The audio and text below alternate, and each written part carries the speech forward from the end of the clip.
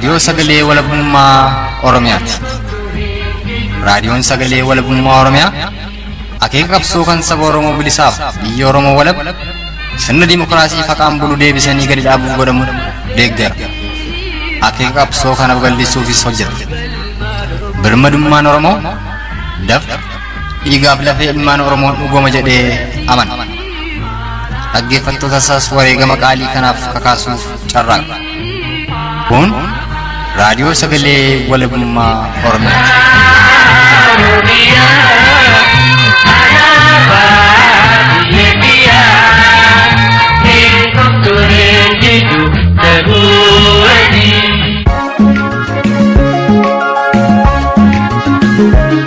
Oolmaa bultiin isin nagaa hordoftootaaf dhaggeeffattoota raadiyoo sagalee walabummaa Oromiyaa jaalatamu ashamaa kan nagaa san fuudheef turtiin keessan sagantaa tamsaasa kallattii raadiyoo sagalee walabummaa Oromiyaa Kamis agayya bultii 12 bara 2021 waliin haa ta'uuf kan isaan hawwatu. Ana xiiqii dhugaa isaatii dhiyaadha. Ani do'abbaatun jabaarisun rennaga ubbatalumatti kasammokkoti dhufe tarkaanfii mootummaatiin kan ta'e yookaan immoo harka namaatti akka ta'edha. Maaliif abbaatun jabaarisun torbeeruma kana keessa kaleessa malee mana murtii akka turan sirriitti dhiyeenyaan quba qaba. Biyya darbeedhaan leenjii hundumtuu tolloo waraana bilisummaa Oromoo garee jira. Har'a immoo godhamaa jalqabanii magaalaa Gindii keessaa nama keessatti galaa jiranii hawaasa karaarraa yaa turanii warri fiifiidhaa. Sagaleleen ammaan kana wal duraa duuba san dhageessifne kunniin gara magaalaa Adaamaatti bilbiluudhaan dhimma ajjeechaa magaalaa Adaamaa keessatti roobii kaleessaa takkaa'uu agayya bultii 11 bara 2021 abukaatoo fi gorsaa seeraa kan turan obbo Abduu Jabbaar Huseen irratti raawwate qoratuuf gara magaalaa Adaamaatti bilbiluudhaan abbaa seeraa Oromoo itti dhiyeenyaan ogeessa seeraa obbo Abduu Jabbaar Huseeniin beekan tokko waliin marii yookaan turtii gabaabaa qabaanne keessaa dubbii ijoo seensaa fudhannee san dhageessifnee fi gara lixa Oromiyaa godina Wallagga lixaatti immoo bilbiluudhaan sochiif tarkaanfii waraana bilisummaa Oromoo woobootiin erga agayya bultii 8 bara 2021 as fudhatamaa jiru dabalatee dhimma humni waraana bilisummaa Oromoo wooboo fi humni warra Tigraay takkaa'u TDF mootummaa Koloneel Abiy takkaa'u nafxanyaadhaa hundeen buqqisuu fi wal dhagaan dubbii jedhamu irratti Oromoon akkamittiin ilaalaa dhimmi kun bu'aa akkamii qabaa dabalataan dogoggoriif irraa gorri bara 1991-92 sun akka hin dhumneef ammoo woboon akka wobootti hawaasni Oromoos akka hawaasa Oromootti maal godhu qaba dammaqiinsa akkamiitis Oromoodha barbaachisaa irratti marii Oromticha lixa Oromiyaa tokko waliin tolfanne keessaa dubbii ijoo fudhannee san dhageessifneedha. Odeessiif guutuun mariilee Oromoota lameen waliin tolfanne sagantaa kana keessatti isiniif dhiyaata. Dursa gara magaalaa Adaamaatti bilbiluudhaan dhimma ajjeechaa suukanneessaa abukaatoo fi gorsaa seeraadhaa obbo Abduu Jabbaar Huseen irratti raawwate ilaalchisuun yaada ogeessa seeraa itti dhiyeenyaan abbaa seeraa Oromoodhaa obbo Abduu Jabbaar Huseeniin beekurraa arganne isiniif dhiyeessuun kana fettis wal duraa duuba tarkaanfannaa nu faana tura.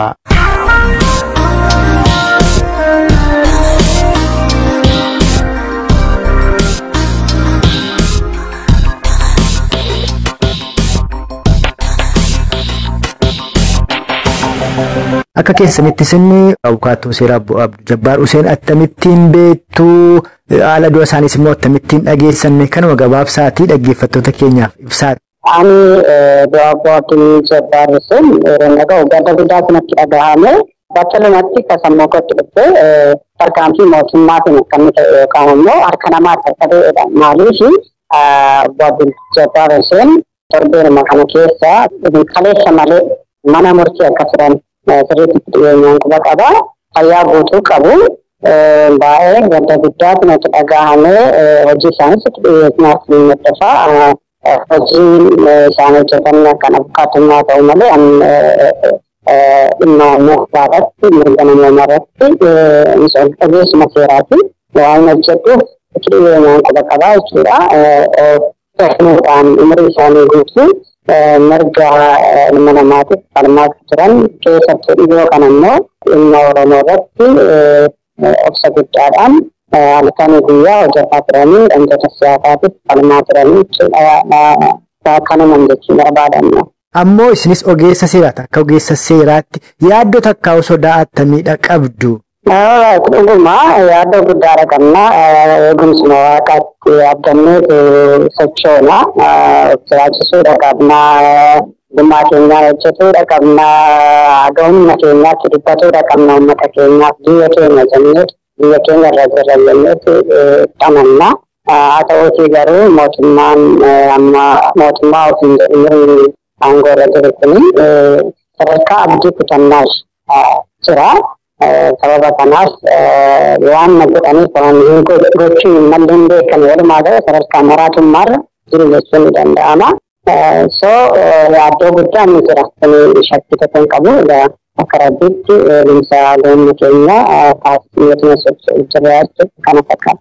Durisa ta'u amma mootummaan uumammaa kana keessatti garee Oromoof Oromiyaa namoota ta'an dhaabaa jirra. Gara artistootaanis gara hayyootaanis akkasumas dargaggoota keessaa warra bor uummata kanaaf abdii ta'an dhaabaa jirra. Kanaaf kan wareegame sanaaf falmatuudha. Ammoo warri jiran akka Oromootti Oromoon attamitti wal eeggatu, attamitti wal ilaaluu, baagala walii attamitti hordofuu qabaa irratti yaada gabaabaa nuu kennaati arraaf ni xumurraa. Gaadha yeroo har'aa kanatti Oromoon wabii dhabee jira. Bahaaf gallisaa wabii hin qabu, hojjetatee jiraachuu hin danda'u, baratee jiraachuu hin dandeenye. Walumaa galatti impaayera Itoophiyaa amma jirtu kana keessatti Oromoo kan isa baasu wal ijaaree lafa jirutti gurmaa'ee waan danda'uun karaa isaaf danda'een of tiksuudha. Dammaqinaatiin of eeguudha qabaa, saba isaa eeguudha qabaa. Akka kanatti keessa darbuudha. Qabsoo bifa garaagaraatiin gaggeeffamaa jiru kana tumsuudhaan beekumsa qabu beekumsaan, kan maallaqa qabu maallaqaan, kan humna qabu immoo humna isaatiin karaa danda'u hundaan of baraaruuf saba isaas ittisuuf jechuudha. Balaa itti aggaamame kanarraa ittisee gara injifannootti ce'uu fi yeroo kam caalaatti dammaqee gurmaa'ee of ijaaree socho'uudha qabaa dhaamsa jedhuun qabachuudha.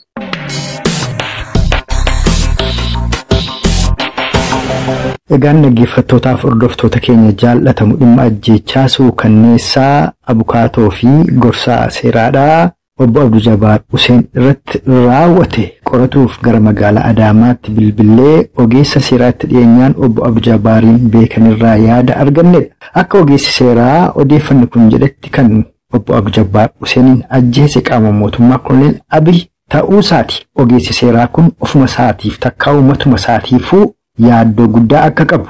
Ammoo akka Oromootti Oromoon ajjeechaa suukanneessaa hayyoottan isaa qeerroof qarree akka waliigalaatti hawaasa Oromoo bal'aa irratti deemaa jiru kana hambisuudhaaf waloon gamaaf karaa danda'e hundumaa qabsaa'uun murteessaa akka ta'es dubbateera. Obbo Abduu Jabaar Huseen ogeessi seeraadhaa bara jiraatan keessatti Oromoof jiraatanii nama darbanidha jechuun ni danda'ama.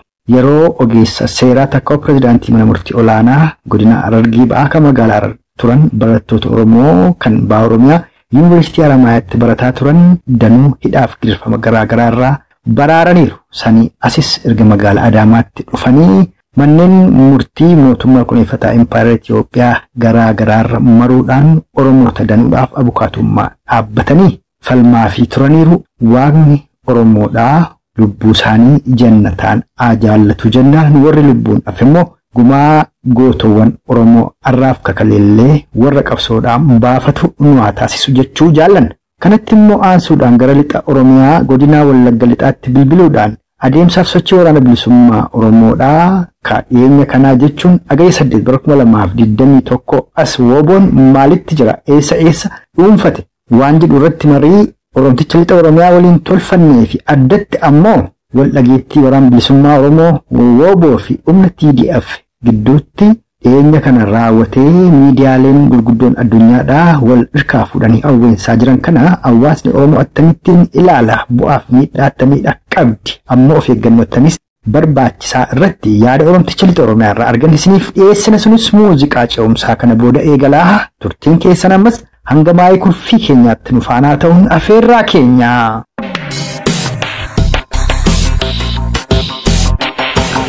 Dhiyeenya kana waraanni bilisummaa Oromoo WBO'n agayya bultii 8 irraa jalqabee akka lixaatti bobbaa Jaal Naggasaa Wagii jedhee labsateetu duula guddaatti jira karaa kibbaa fi kibba ba'aa Oromiyaa, ba'aa Oromiyaa akkasumas ammoo kaaba Oromiyaa bobbaa maqaa qabsaa'ota Oromoo gameeyyii kanneen akka Elemoo Qilxuu akkasumas Nadhii Gammadaa fi eenyu ammee kana labsataniitu hundaanuu duula guddaatti kan isaan jiran injifannoo guddaattus galma'aadha jira. Konyaanni Gujii lixaadhaa magaala Bulee Horaarraa kan hafe guutuutti to'annoo boojala ooleeraa gamisni Gujii ba'as akkasuma Boorannis akkasuma giddugaleessa Oromiyaa lixa Shaggariis iddoon hedduun qabameera. Lixa Oromiyaattis kanuma dhaga'aadha jirra. Viidiyoon mul'atus jira. Garri Qellem Wallaggaa baay'een akka qabame magaalaan Qellem akka qabame viidiyoon tokko nu qaqqabee argineerra. Mee maaltu jira lixa Oromiyaa kanarraa aanfanna marii keenya? Akkuma daddaarratti WBO'n tarkaanfii cimaa fudhachaa jiru akka lixaatti gimbee jala du'edha. Aanadeen jiran hundumtuu to'annoo waraana bilisummaa Oromoo jala garee jira. Har'a immoo ganamaa jalqabanii magaalaa Gimbii keessaa mana keenyatti galaa jiranii hawaasa karaarraa yaa turanii warri PPdha. Sodaa guddaa keessa galanii jiru marfamee jira. WBO'n itti seenuuf jedhanii raafamaa jiru. Gimbiin Naqamtee gidduu immoo harree guyyaa Arsassaadha. Egaa konkolaataan dhaabbatee sochiin konkolaataadhaan jiru. Aanaatti hin jiru. Gimbiin Naqamtee gidduun dhaabbatee jira. Naannoon magaalaa Naqamteetti gara Arjoo Gaajjaadhaan jedhamee beekamu. Naannoo Qondaa, karaa Arjoo Guddattuu, karaa Saasiggaa akkasuma gara Ba'aa Wallaggaa, Horroo Guduu Wallaggaa guutummaa marti aanuleen to'annoo boojala oolee jira. Magaalaan Naqamtees raafamaaf sodaa guddaa keessa galanii jiru. Warri PPdha. Kanaaf humna guutuudhaan itti seenamee boqonnaa daawwachaa waan jiraniif nama nagaa magaalaa Naqamtee keessatti kaleessa ganamaa nama maqaa isaa ammaaf hin beekne abbaa isaa yaachisaa jiru. Wantooti PPdha abbaa torba darban jedhanii hospitaala keessaa baasanii karaa irratti nama nagaa ajjeesanii jiru. Walumaa galaa lixii Oromiyaa gara lixii Wallaggaa fi Bahaa Wallaggaa kun magaalaa Naqamteerraan kan hafe guutummaa guutuutti to'annoo waraana bilisummaa Oromoo jala seenee jira. Dhugaadha. Magaalaa Naqamtee keessatti dargaggoota Oromoo 3 kan maatii isaanii yaalchisaa jiran hospitaala qabuuf yeroo itti bobba'an dargaggoonni sun baqatanii namni 2 harkaa ba'anii nama tokko ajjeesaniiru. Qeerroo tokko dhugaadha dubbiin keessan. Gara lixa Oromiyaa godina Qellem Wallaggaa keessattis magaalaa tokko osoo hin gadhiisin dura dargaggoo tokko ajjeesaniiru. Haa ta'uutii egaa lafta isaan ajjeesanii darbanis amma WBO'n akka to'ateetti kan dhaga'aa jirru. Bakka to'atan kanatti WBO'n hawaasa barsiisaadha jiru. Caasaa bulchiinsaallee diriirsaadha jiru jedhama. Maalis hin barsiisaa jira WBO'n maalis jechaa jira yeroo to'atan kana maal kan isaan isinitti himaa jiran? Lixa Wallaggaa keessaa magaalaa Gujii Geettaree bakka jedhamtu akkasuma aanaa Ganjii jalaa magaalaa Dibbee bakka jedhamtu kaleessaa beeylada kana to'annoo jala oolteetti. Hawaasa yeroo waamanii mariisanii akka uummatii mirgaa dirqama isaa baree diina isaa dura akka dhaabbatu bukkee akka dhaabbatu rooroodhaa fi ajjeefamuun garmalee saamamuun shamarranii fi harmooleen gudeedamuun kana irratti dhaabbachuu qabaa. Kana booda lammii lammaffaa akka diinni lafa isaa hojjenne dhiira isa dhumaa ta'u dhiira isa dhumaa haga bilisummaatti uummati kun akka inni cimee falmatu barsiisuu akkasumas uummatiif immoo akka lixa kanaatti uummati bishaan dabballee bilisummaa Oromoo jechuun ni danda'ama. Ofii isaa kan bareedha. Ni beekasi nuti hamma dhumaatti hamma dura lubbuu keenyaatti isin wajjin falmannaa. Lammii lammaffaa mootummaan addunyaa kun lafa keenya irra bilisiin hojjetu nus bulchuu hin danda'u. Infeenus jedhee uummati akka kanatti WBO'dhaa wajjin walii galanii miira gammachuu cimaa keessa jira uummati naannoo kanaa yeroo ammaa kana. Egaa bareedaadha. Gama biraatiin guyyaa kaleessaa kana miidiyaaleen gurguddoon addunyaadhaa sabaahimaaliin kan ol hirkaa fuudhanii dubbataa jiranii ajajni olaanaan WBO Jaal Marroo Dirribaadhaa humnoota warra TPLF waliin waliigaltee yookaan ammoo walta'iinsa mootummaa Koloneel Abiyyi rukutanii buusuudhaa tokko irratti akka waliigalanitti dubbataa jiru. Inni kunis ammoo warri TPLF naannoo isaanii Tigraay keessatti WBO'n ammoo Oromiyaa keessatti bifa kanaan akka lolli Koloneel Abiyyi irratti deemu Koloneel Abiyyiin aangoorraa buusuudhaaf waan akka wal ta'anitti gaa dubbatamaa ibsamaadha jira. Yeroo kun ta'utti ammoo hawaasni Oromoof namoonni tokko sabara 1991 sana yaadatanii yeroo sanitti yaadda'antu jira. Yeroo sana warri TPLF fi ABO'n hooggantoonni bara sana turanii akka ammaa kana ta'uu baatus warra TPLF kanaa waliin dhufaniitu TPLF irra aantee hawaasas burjaajessitee WBOf ABO's dhooftee baaftee waan jedhaati. Haa ta'uti barri suniif barri kun tokko miti, dammaqiinsa hawaasa Oromoos tokko miti. Isin isa kanarratti yaaddoo qabdu laata yookaan ammoo of eeggannoon barbaachisu jira kan jettanis yoo jiraate osoo yaada keessan nu qooddanii. Kun isas waan eegamudha. Adda bilisummaa Oromoodhaa hangafa hayyuu siyaasaa Oromooti. Adda bilisummaa Oromoo caalaa muuxannoo siyaasaa fi cimina bishina kan qabu paartiin siyaasa Oromoo keessa hin jiru. Haa ta'utii beellasiin daantaa mataa isaaniitiif jedhanii yeroo jalqabaa barachaa turaa yoo Oromoo bananillee haalli yeroo sana jiruuf amma jiru faallaadha jechuudha. Walirraa fagoodha. Amma sa'aatii kanatti warri beellasiillee biyya Rippaabilika Tigraayin hundeeffatanii biyya mataa isaanii ijaaratanii jiraachuu fedhurraan kan hafe namni lammaffaa Itoophiyaa bulchina yookaan Oromiyaa akka kanaan duraa kolleeffannee bulchina yaada jedhamu qabanii akkuma kana adda bilisummaa Oromoos immoo yookaan Oromoonis walta'iinsa waraanaa wal gargaaree diina keenya kuffisnee abbaa biyyummaa keenya labsamna kan jedhudha. Waliigalteen isaanii akka nu badhetti malee walii wajjiniin Itoophiyaa bulchina yookaan isa warqaan jedhanii federaalizimii maal waan adda addaa maqaadhaan kan hin taane diina keenya wal gargaaree kuffisnee abbaa biyyummaa keenya mirkaneessannee ollaa bareedaa taanee wal gargaarree wal bukkee dhaabbannaa waan jedhuudhaaniif itti adeemaa jira. Yoo qondaaltota TPLF warra kaleessa isaanii geggeessee yakka adda addaa uummata keenya irratti raawwate yoo ta'e isaanii har'a yoo kaanii maqaa Itoophiyaatiin walitti deebi'ame yakka kaleessaatiin itti gaafatamuu dandeenya jedhanii sodaa waan qabaniif akkasumas qabeenyaa biyyattii kan saammatan sana gaafatamuu dandeenya waan jedhanii yaadaniif Oromiyaa duuraa yookaan hooggansa dhaaba Oromoo adda bilisummaa Oromoo yookaan ABO qofatu hin taane Ogaadenii illee dabalatee Ganjoonnaa illee dabalatee warra Beenishaanguliin dabalatee bilisummaadhaaf kan farmi hundumtuu bilisummaa isaa labsatee biyya mataa isaatii ijaaratee hiree mataa isaa ofiisaatiin murteessatee akka inni jiraatuuf barbaadu malee maqaa Itoophiyaa kaleessaatiin yoo deebitee Itoophiyaan ijaaramte warra TPLF ammaa kanaaf balaa guddaa waan qabuuf booritti gaafatamummaa jalaa hin baane waan jedhaniif akkuma Abiy wajjiniin walii galanii jalqabanii Abiy itti galgalee isaan balleessuuf eegana jarri kan jaalli balleessa jedhanii waan yaadaniif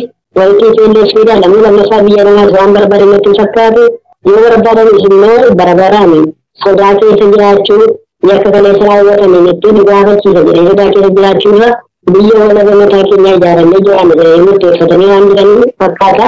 Sanas ta'ee kanas adda bilisummaa Oromoo ABO'nis waliigaltee irratti waliigalame waraana waliigalanii mootummaa Nafxanyaa kana mootummaa Abiy Ahmed kana uummata keenya irraa galagalchanii ofiif bulchina jedhanii irratti waliigalan sanarra kan darbu yoo jiraate uummanni Oromoos waraanni bilisummaa Oromoos aangawoonni fi hayyooti Oromoos akka bara chaartiraa sana gowwummaan bara sana hafeera. Isaan gochuu danda'a. Oromoo umurii kana booda namni haala qabsootiin gara bilisummaatti deemanii Oromoo gosa yookaan TPLF'n hooggantoota kana goonsanii namni lammaffaa rakkoo kaleessaatti nu deemise waan jedhu shakkii tokko hin qabu. Yoo rakkoo fiduu barbaadanii fi isaanitti badarraa kan ta'e Oromootti wanti badu jiru. Kana booda waraanni bilisummaa Oromoodhaan akka gaanfa Afrikaatti waraana sodaachisu eenyuufiyyuu kan hin jilbeeffanne ummati isaanii kaleessa dabarsiisa kennaa ture har'a isaa wajjin du'aa jira. Afaan isaa keessaa fuudhee nyaachifataa jira. Hankooti jedhee tamanee jira. Deeggarsa uummataa guutummaatti qaba. Haartuu TPLF warrumti Awurooppaa warri guddatanii warra kamti Ameerikaa fa'ii dhufaniyyuu waraanni bilisummaa Oromoodhaa uummata Oromoo wajjin jira waan ta'eef sodaan tokkoyyuu akka hin jirranii hubadha jechuudha. Tolayyee dhugaadhumatti ulfaadhaa yaadannoo qooddaniif tarii dhumarratti dhimma akeekaaf galma qabsoo bilisummaa Oromoo irratti dhimma kana ilaalchisees WBO waan inni isin gorsaa jiru maaliif yeroo garaagaraatti waan impaayera Itoophiyaa dimokiraatessuu jedhan kun garee garaagaraan ka'e afaan fajjii uuma tarii sodaan sun har'a guddaa ta'ullee baatu dhimma sana irra deebi'aatiin nu yaadachiisaati hangama kun asuma irratti xumura. Akkuma biyya kaasee uummati Oromoo naannoo Wallaggaa kana jiru hundi isaayyuu miseensa bilisummaa Oromootii fi kaayyoo adda bilisummaa Oromoo qabatee jiru dhimma isaa godhatee jireenya isaa wajjin wal fudhatee waan jiruuf gosa da'iwwan barbaadu dhimma mataa kooti jedhee dhuunfaa dhagaa yeroo gareetti amma waliigalaatti dhimma qabsoo kanaatii fi dhimma ollaatii jireenya isaatti laatee warreen hojjetaa jira. Adda bilisummaa Oromoos immoo shakkii tokko malee oboori uummata isaa keessa socho'ee jiraachaa jira waan ta'eef ani kan inni amma barbaadu carraa amma argame kanatti isa kan biraa irratti dhaabbatanii ilaaluu hin taane hojjetaa mootummaa ta'een hojjechaa jiru daldaalaan inni daldalatee jiraachaa jiru. Oromoo ta'ee kan lafa kanarra jiru waan Oromiyaa keessa jiru hundumtiyyuu sarraa ishee naannatti fayyadamee oboo duwwaatu ilaalin haala isaan mijate hundumaan oboo bukkee dhaabbatee ofiis wal gurmeessee diinagdee tarkaanfii fudhatee karaa cufuudhaan seeroo kennuudhaan karaa hundumaa jabaatee ciniinnatee yaada muraasa kana yoo gabaabduu kanaa rakkina baay'ee dabarsee gadi ta'ee fi oboon amma buqqisaa xaara hodeeffataa waan jiruuf isa kana jalatti dhumanii yeroo gabaabduutti akka namuu hin kaanetti sirna kana awwaalee bilisummaa isaa labsatee nageenya isaa naannoo isaa eeggachuutiin keessa jiraataa kan biraan fakkaatanii waraana bilisummaa Oromoo keessa kan turanii jedhan jiru ganta adda addaatiin miseensa dhaabaa kan turanii galanis jiru jiruun ijaaree waraana bilisummaa Oromoo fakkeessee meeshaatti kennee uummata kan saanu magaalaa keessaa iddoo adda addaatiin baadiyyaa keessaa saamicha adda addaa gaggeeffamaa jiru waraana bilisummaa Oromoo fakkeessanii isa kana illee uummata wal ijaaree eenyu akka ta'e eenyu kan akka daawwachaa jiru adda baasee qaama uummatarraan dhagahu saamichaa fi dalagaa adda addaa uummatarraan godhanaa sa'aatilee dabarsee boorti kennuu qaba. Waraanni bilisummaa Oromoodhaa waraana naamusa qabu waraana uummata isaatiif jedhee lubbuu isaa kennuu irraa kanatti waraana uummata isaa dararu akka hin taane uummati kun waan beekuuf bakka hundumaatii beekamsa amma uumamaa jiru diina qofaa jiru kana keessa guggatee diinni uummata keenya dhibaa danda'uuf walii isaa adda baafachuu diina isaa adda baafachuu waardiyyaa walii isaatiif ta'ee halkanii guyyaa wal eeguun irra jiraata jedhamee asuma irratti godhama.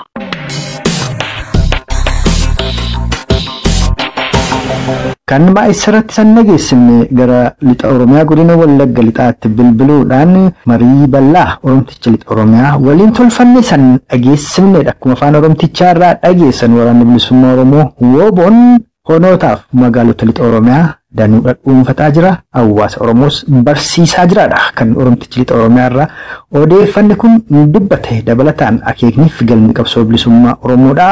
Kan walabummaa Oromiyaa dhugoomsuu bilisummaa Oromoo mirkaneessuuf mootummaa birmaduu Oromoof Oromiyaadhaa dhaabbatu akka ta'es dubbii isaa kana keessatti caqasee darbeera. Oromtichi kunis isuma kana jabeessina. Ammoo akeekniif galmi qabsoo bilisummaa Oromoo kan barootaaf qabsaa'onni Oromoof hawaasni Oromoo bal'aan aarsaa itti baasaa turan sun yeroo gabaabaa keessatti galma yaadame san ga'uu akka danda'uuf hawaasni Oromoo bal'aan waraana isaa waraana bilisummaa Oromoo WBO lubbuu isaa jijjiirraa hin qabne tokkitti saba isaa Oromoof biyya isaa Oromiyaaf kennee falmaatti jiru waan danda'u hundumaan aatumsuu dhaammatuu jaallanna waan arraaf qindeeffanne.